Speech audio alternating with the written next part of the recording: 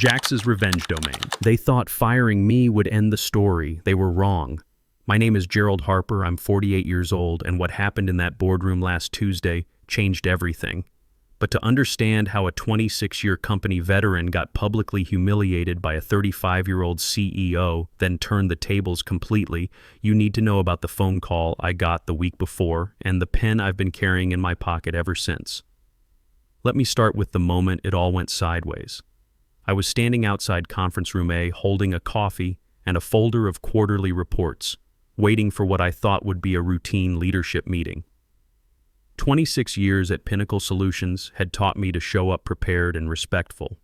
The new CEO, Stephanie Walsh, had been making waves for 3 months about digital transformation and modernizing our approach. I figured she'd want input from someone who'd actually kept the lights on during the dot-com crash and the 2008 recession.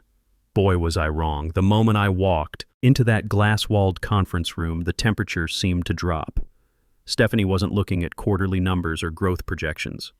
She was staring at me like I was something unwelcome that had walked in off the street. Around the table sat people I'd worked with for years. There was Janet Morrison from HR, who I'd hired personally back in 2015. 2 regional managers I'd trained from the ground up. 4 vice presidents who used to come to me for advice when client relationships got rocky. Now they all suddenly found their notepads extremely interesting. "Gerald Harper," Stephanie said, not even waiting for me to sit down. "Your time here is over." Just like that. No preamble, no explanation, nothing. I stood there holding my coffee, waiting for the punchline. This had to be some kind of joke. In the Navy, we had a saying about sudden changes in orders. Sometimes they made sense later. But this felt different. It wasn't a joke. Stephanie slid an envelope across that polished conference table like she was dealing cards. Her movements were precise, deliberate. She'd clearly practiced this moment. "This," she announced loud enough for everyone to hear, "represents the kind of bold decision-making Pinnacle needs. Gerald's departure signals our commitment to leaving outdated thinking behind." The words hit me hard. 26 years of midnight phone calls during system crashes. 26 years of flying to client sites when contracts were on the line. 26 years of making this company work when everything else was falling apart. All of it reduced to outdated thinking by someone who'd been here less time than I'd owned my current truck. I looked around the table at faces I'd known for years. Janet avoided eye contact entirely. Mike Santos, one of the VPs, was staring at his hands like they held the secrets of the universe. These people had seen me pull miracles out of thin air when clients threatened to walk away. They'd watched me turn around failing projects and save contracts worth millions. But here's what Stephanie didn't know. Here's what nobody in that room knew except me and a 72-year-old man sitting in a retirement home across town. 1 week earlier, Howard Fleming had called me. Howard wasn't just any retiree. He was the guy who'd built Pinnacle Solutions from a 2-man consulting firm into a 300-employee technology company. When he stepped down as CEO 5 years ago, we all figured that was it for the old guard. But Howard still owned a chunk of the company. And more importantly, he still cared about the people who'd helped him build it. The call came on a Sunday evening while I was helping my youngest daughter Emily with her college applications. She's 18 now, a senior in high school, stressing about essays and SAT scores. My older daughter Sarah, 20, was home for the weekend doing laundry and complaining about her economics professor at Oregon State. Normal Sunday stuff. The kind of evening my late wife used to call perfectly ordinary and perfectly wonderful. When I saw Howard's name on my phone, I almost didn't answer. Sunday night calls in this business usually mean something's broken. "Gerald," Howard's voice was steady, deliberate. "I need to see you tomorrow morning, early, before you go to the office. Everything okay, Howard? We'll talk tomorrow. Come to the house around 7 o'clock. 30 minutes later, I was sitting in Howard's study. The man looked older than when I'd last seen him at the company Christmas party, but his eyes were still sharp. He had papers spread across his desk and that focused expression I remembered from the crisis years, when client relationships hung by a thread and one wrong move could sink everything. The study still smelled like old leather and coffee. Books lined the walls floor to ceiling, mostly business texts and military histories. Howard had served in Vietnam before starting his company, and he never forgot the lessons about leadership under pressure. "I'm transferring my remaining shares to you," he said without any small talk. 41% of the company. As of tomorrow morning, you'll be the majority owner. I nearly dropped my coffee cup. Howard, what are you talking about? I've been watching what's happening under Stephanie's leadership. His voice carried the weight of someone who'd seen this movie before. The government contracts we've spent decades building, she wants to dump them all. The veteran hiring program we started after 9/11, she calls it legacy baggage. She's planning to cut 180 jobs, Gerald. Good people with families, mortgages, kids in college. I thought about Sarah's tuition bills, about Emily's college applications sitting on my kitchen table, about Jason Rivera in supply chain, whose wife just had their third kid, about all the guys I'd worked with who'd served their country and found a second career at Pinnacle. The numbers made my stomach clench. 180 jobs meant 180 families scrambling to figure out how to pay their mortgages, how to keep their kids in school, how to start over in a job market that doesn't always appreciate experience over youth. Why me? I asked Howard, setting my coffee cup down on his desk. Howard leaned back in his chair. Because you understand what this company really is. It's not just revenue streams and efficiency metrics, it's people. And because I trust you to do the right thing, even when it's not the easy thing. He opened his desk drawer and pulled out something I'd seen him use for decades. An old Mont Blanc pen, black with gold trim. The thing looked like it had been through wars, which in a business sense it probably had. This pen has signed every important document in this company's history, Howard said, holding it carefully. Consider it a symbol of continuity. I stared at the pen. It looked ordinary enough, but I knew the stories behind it. Howard had signed our first major government contract with that pen back in 1998. He'd used it to sign the documents when we acquired our biggest competitor in 2005. Every partnership agreement, every major hire, every crisis resolution that had built Pinnacle into what it was today, that pen had been there. The paperwork is already filed, Howard continued. Your lawyers will have copies by morning. The SEC notification goes out at 9 a.m. By the time you walk into that office tomorrow, you'll own 41% of Pinnacle Solutions. The number hit me like a cold splash of water. 41%. That wasn't just a significant stake. That was control. That was the ability to make decisions that would affect 300 employees and their families. That was responsibility I'd never asked for but somehow had been given. Howard, I can't afford to buy 41% of this company. My savings account has maybe 50 grand in it, and most of that is earmarked for Emily's college tuition. He waved his hand dismissively. It's not a purchase, Gerald. It's a transfer, considerate payment for 26 years of keeping this place running when lesser men would have walked away. I thought about all the nights I'd stayed late when systems crashed, the weekends I'd spent on client sites fixing problems that weren't technically my responsibility, the times I'd taken red-eye flights to handle crises because I was the only one who knew how to fix them. My wife used to joke that I was married to Pinnacle first and her second. After she got sick, that joke stopped being funny. There's something else you should know, Howard said. Stephanie doesn't just want to cut the government contracts and lay off veterans. She's planning to sell the company. That stopped me cold. Sell it? To who? Consortium of private equity firms. They've made an offer. Good money, but they want to strip everything down and rebuild it as a pure tech consulting firm. No government work, no manufacturing support, no specialized services. Just generic IT consulting that could be done by any firm in Silicon Valley. I felt something twist in my stomach. What about the employees? Best case scenario? They keep maybe 30% of current staff. Everyone else gets 6 months severance and a pat on the back. The silence stretched between us. Outside Howard's window, I could see the city starting to wake up. People heading to jobs, assuming their paychecks would keep coming, that their health insurance would stay active, that their kids could finish the school year without having to move. So you're making me the majority owner to stop the sale, I said. I'm making you the majority owner because you're the only person I trust to do what's right for everyone, not just the shareholders. Howard's voice was firm. The sale offer is good money, Gerald. If you wanted to take it, you'd walk away wealthy. But I know you won't do that. He was right, and we both knew it. I couldn't take a payout knowing it would destroy the lives of people I'd worked alongside for decades. What happens when Stephanie finds out? I asked. That's up to you. The ownership transfer is legal and binding. She can't reverse it. What she can do is make your life difficult if you let her. Howard stood up and walked to his window. He looked older than his 72 years, but there was still steel in his posture.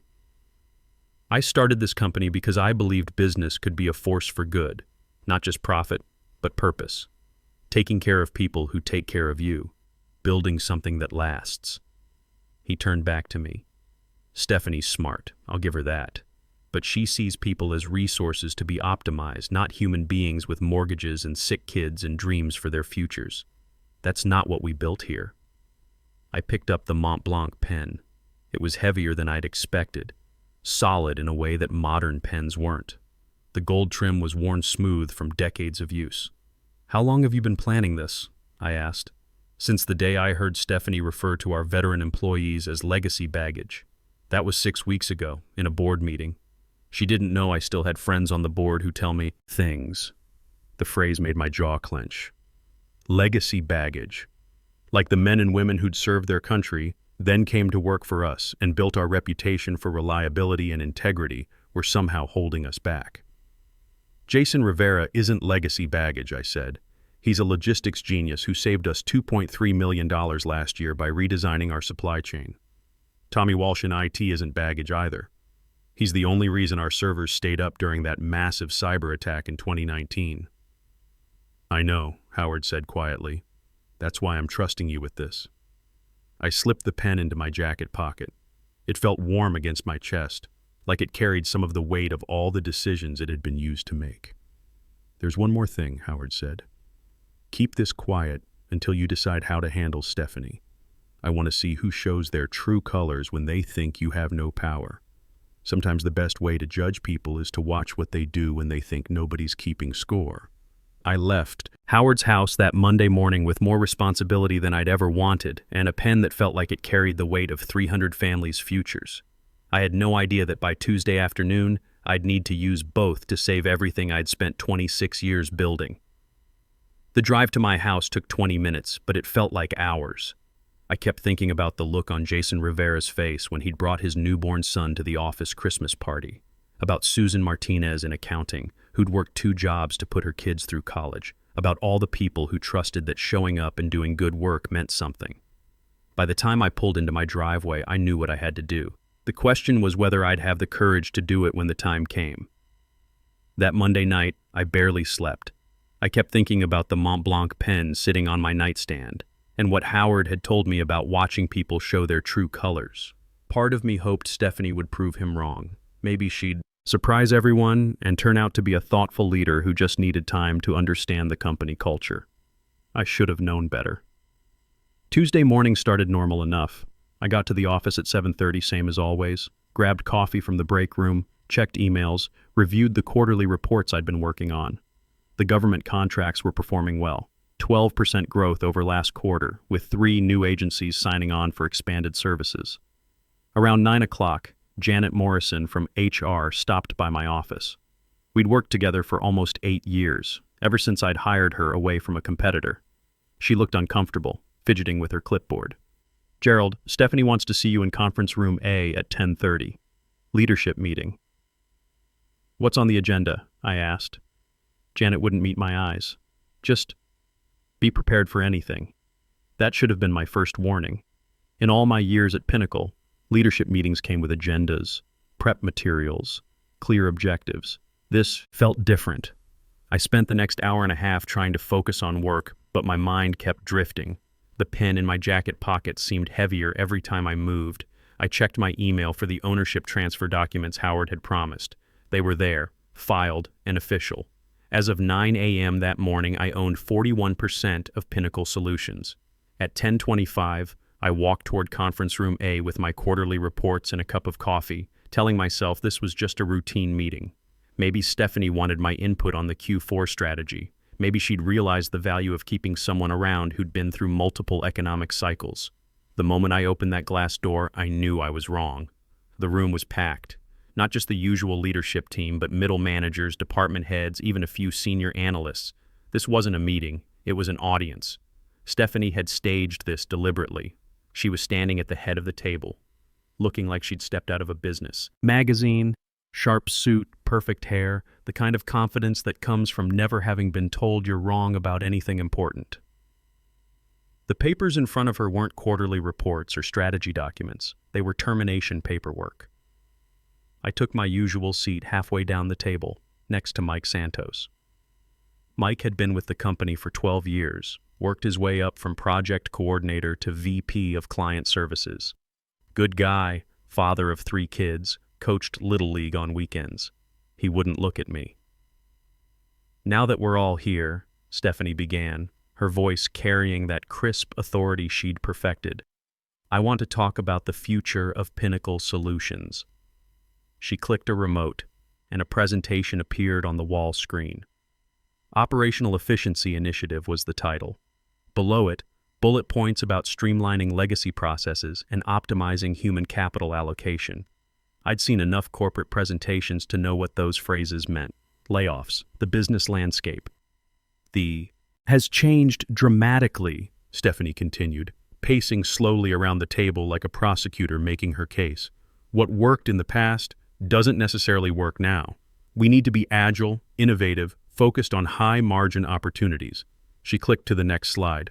Government contracts, revenue analysis. The numbers showed our defense and federal work as lower margin compared to private sector consulting, which was true if you only looked at short-term profits and ignored the stability and repeat business. These legacy contracts tie up resources that could be deployed more efficiently elsewhere, she said, gesturing at the screen. Yes, they provide steady revenue, but steady isn't good enough anymore. We need growth. I could feel the tension in the room. Half the people at that table had worked on government projects. They knew what Stephanie was building toward. Which brings me to personnel considerations, she said, clicking to another slide. This one showed an organizational chart with several boxes highlighted in red. My name was at the top of the list. Transformation requires difficult decisions, Stephanie announced. We can't move forward while carrying the weight of outdated thinking and resistance to change. She looked directly at me for the first time since I'd entered the room. Gerald Harper, your time here is over. The words echoed in that glass-walled room like a gunshot.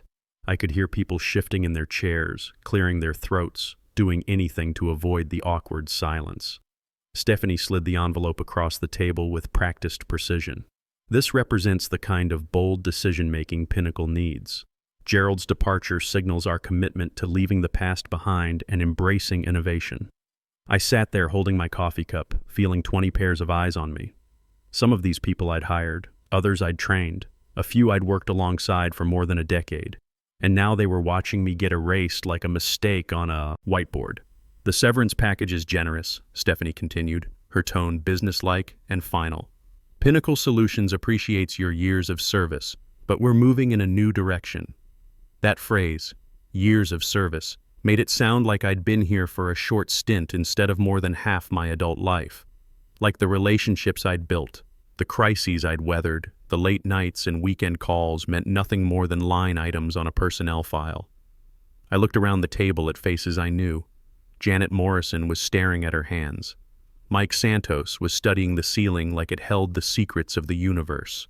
Tommy Walsh from IT was slowly shaking his head, but he wasn't going to say anything. Nobody was. That's when I understood what Howard had meant about people showing their true colors. This wasn't just my firing. It was a test. Stephanie was demonstrating her power, making sure everyone in that room understood the new order. Stay quiet and keep your job, or speak up and risk joining me in the unemployment line. The envelope sat on the table between us like evidence in a trial. Inside were probably the standard forms: termination letter, COBRA information, non-compete agreements, maybe a modest severance check. But in my jacket pocket was something Stephanie couldn't see, something that changed everything she thought she knew about power dynamics in this room. I reached for the envelope with my left hand. My right hand brushed against the Mont Blanc pen, feeling its solid weight. Howard's words echoed in my mind. Sometimes the best way to judge people is to watch what they do when they think nobody's keeping score. Well, it was time to show them someone was keeping score after all. I picked up the envelope with my left hand, feeling its weight. Standard termination paperwork, probably. Severance terms, non-compete clauses, all the legal language designed to make a 26-year career disappear quietly. But my right hand found the Mont Blanc pen in my jacket pocket. I stood up slowly, keeping my voice level. I appreciate the notification, Stephanie, but there's something you should know. She raised an eyebrow, probably expecting me to beg or argue. Instead, I pulled out my phone and opened the email that had arrived at exactly 9 a.m. As of this morning, the SEC has been notified of a change in ownership structure at Pinnacle Solutions. I set the phone on the table where everyone could see the official notification. I now hold 41% of voting shares, which makes me the majority shareholder. You could have heard a pin drop. The silence stretched for what felt like minutes but was probably only seconds. I watched Stephanie's face cycle through confusion, disbelief, and then something that looked like panic. This can't be right, she stammered, grabbing her own phone and scrolling frantically. Oh, it's right, I said, settling back into my chair. Howard Fleming transferred his shares to me yesterday, all legal, all properly filed. The room erupted in whispered conversations. Mike Santos was staring at me like I'd just performed magic. Tommy Walsh had a grin spreading across his face. Janet Morrison looked like she wanted to hide under the table. Stephanie's phone buzzed, then buzzed again. I could see her reading messages, probably from her assistant or the legal department, confirming what I'd just told everyone. You can't do this, she said, but her voice had lost all its earlier authority. Actually, I can. That's how ownership works. I pulled out the Mont Blanc pen and set it on the table next to the termination letter she'd given me. But here's what I'm not going to do. I'm not going to fire you out of spite. I'm not going to embarrass you the way you just tried to embarrass me. I looked around the room at all the people who'd watched my humiliation in silence. Not because they agreed with it, but because they were afraid. I understood that fear. In this economy with mortgages and kids' college tuition hanging over everyone's heads, keeping quiet felt like the safe choice. Instead, I continued, I'm going to offer you something better. I'm going to teach you how to actually run a company. Stephanie's jaw tightened, but she was listening. See, you've got good ideas about technology and efficiency. But you missed something important. This business isn't just about profit margins and digital transformation. It's about the people who make it work. I gestured around the room. Jason Rivera in supply chain? He served 3 tours in Afghanistan before coming to work here. His attention to detail has saved us more money than your entire efficiency initiative will generate. Susan Martinez in accounting. She's been here 18 years, raised 4 kids as a single mom, and knows every government regulation that affects our contracts. The anger in Stephanie's eyes was slowly being replaced by something else. Maybe not understanding yet, but at least recognition that she might have missed something. The government contracts you want to dump represent 60% of our stable revenue. Yes, they require more paperwork. Yes, they move slower than private sector deals, but they also kept us afloat during every recession since I've been here. I picked up the pen and turned it in my hands. My wife died 3 years ago. Cancer. During her treatment, I missed a lot of work, and you know what happened? Jason Rivera and his team covered for me. Susan Martinez handled my client calls. The people you want to eliminate, they're what make this place work. The room was completely quiet now. Even Stephanie had stopped fidgeting with her phone. So here's my offer, I said. Instead of firing you, I'm going to teach you how to balance innovation with wisdom. How to improve efficiency without throwing away everything that works. How to lead people instead of just managing numbers. I slid the termination letter back across the table to her. But make no mistake, things are going to change around here. We're going to treat people with respect. We're going to value experience alongside innovation. And we're going to remember that behind every efficiency metric is a real person with a real family. Stephanie picked up the letter with shaking hands. What if I don't want to learn? What if I think your way is wrong? I smiled for the first time that morning. Then you'll be looking for a new job. But something tells me you're smarter than that. The meeting broke up after that, but people lingered. Mike Santos came over and shook my hand. Gerald, I should have spoken up. I'm sorry. Don't apologize for protecting your family, I told him. That's what any reasonable person would do. Over the next few weeks, something interesting happened. Stephanie did want to learn. She spent time on the floor with our operations teams, shadowed Jason Rivera through a complex logistics crisis, even attended one of our monthly veteran employee meetings. 3 weeks later, she was sitting in my office, which used to be her office, with a completely different attitude. I had no idea, she admitted as we reviewed her revised efficiency plan. I thought cutting government contracts would streamline everything. I didn't realize how much stability they provide. That's the difference between knowing business theory and understanding business reality, I said. You can't learn everything from case studies. Her new plan was actually impressive. She'd found ways to modernize our systems while keeping the government contracts. She'd identified real inefficiencies, mostly in middle management layers that had grown up over the years, without touching the people who actually made the company work. I still think we can increase profits by 15% over the next 2 years, she said, showing me her projections. Probably, I agreed. But now we're doing it without destroying what made this company successful in the first place. That Mont Blanc pen sits on my desk now next to a photo of my daughters at Sarah's graduation last month. Emily starts her sophomore year at Oregon State in the fall, and both girls are proud to tell people their dad owns the company where he's worked since they were babies. Stephanie turned out to be a fast learner. She still drives innovation and efficiency, but now she understands the difference between cutting costs and cutting value.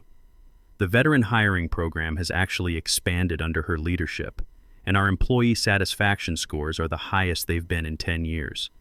Sometimes the best revenge isn't revenge at all. Sometimes it's teaching someone to be better than they thought they could be. The company's doing well. Better than well, actually. Turns out when you combine fresh ideas with institutional knowledge, when you balance innovation with respect for what works, good things happen. And every time I sign an important document with Howard Fleming's old pen, I remember what he told me that Sunday night. Leadership isn't about being the smartest person in the room, it's about making sure everyone in the room gets a chance to be smart. That's a lesson worth more than any severance package. Real power isn't about crushing people who underestimate you. It's about lifting them up to become better than they thought possible. Because true leaders create more leaders, not more followers. In a world that worships youth and innovation, never forget that wisdom earned through decades of service and sacrifice is the foundation that makes all progress possible.